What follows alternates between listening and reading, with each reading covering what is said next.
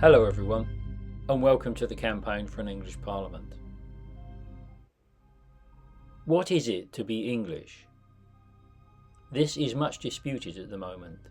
The England haters in Parliament, the media and the academia would have us believe that England does not exist, or at best they admit that we do exist, but only so they can accuse us of being far-right racists, who are responsible for all the ills of the world.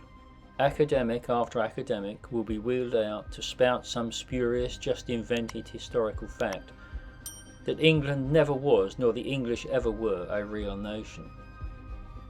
We are just an amalgamation of all the peoples of the world, a mongrel ragbag, who have no right to a homeland of their own. The Anglo-Saxons didn't exist, so the English must be mongrels lie, is one that Westminster is happy for our universities to peddle. For the power of the new British elites rests on the Union, and to preserve the Union and prevent England getting above itself and having notions of self-government, as was given to Scotland, Wales and Northern Ireland, the very idea of England must be subverted or destroyed. Subversion or destruction, they don't care which, as long as they get a country that is peopled by taxpayers, consumers and voters, who do as they are told, when they are told, and slavishly call themselves British.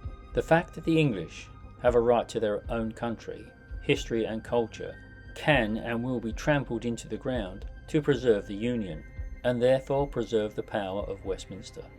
However, some politicians, academics and media hate England beyond the point needed to defend the Union.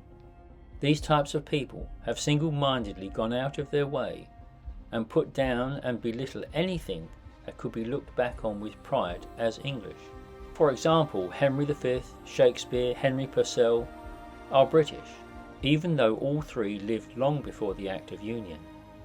But, and make no mistake about this, Rabbie Burns is Scottish and nothing else, even though he was born after the Act of Union.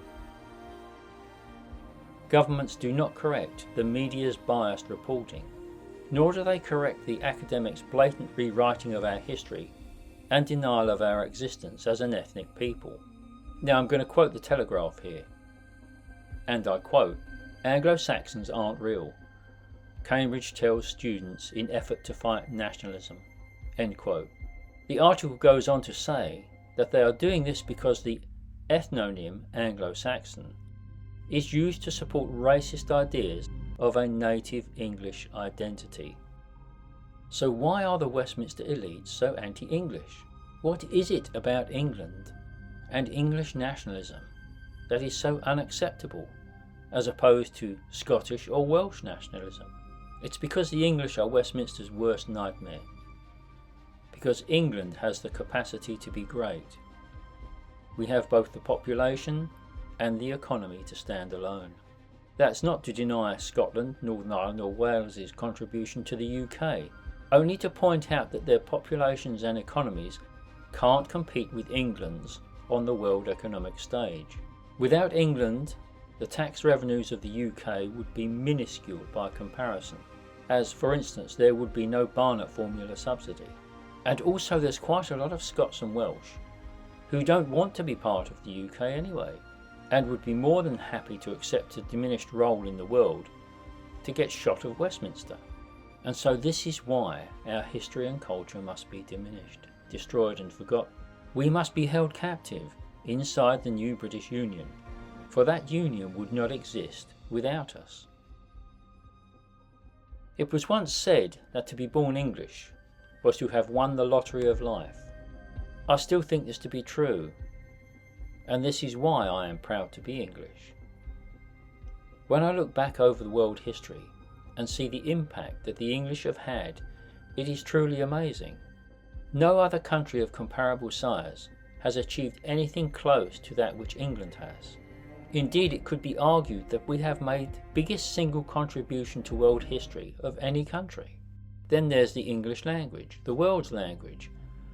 Some would argue our greatest gift to humanity, because it unites people the world over by enabling them to talk to each other. Yet this is the nation, the people, that Westminster is trying to eradicate for the sake of short-term political expediency.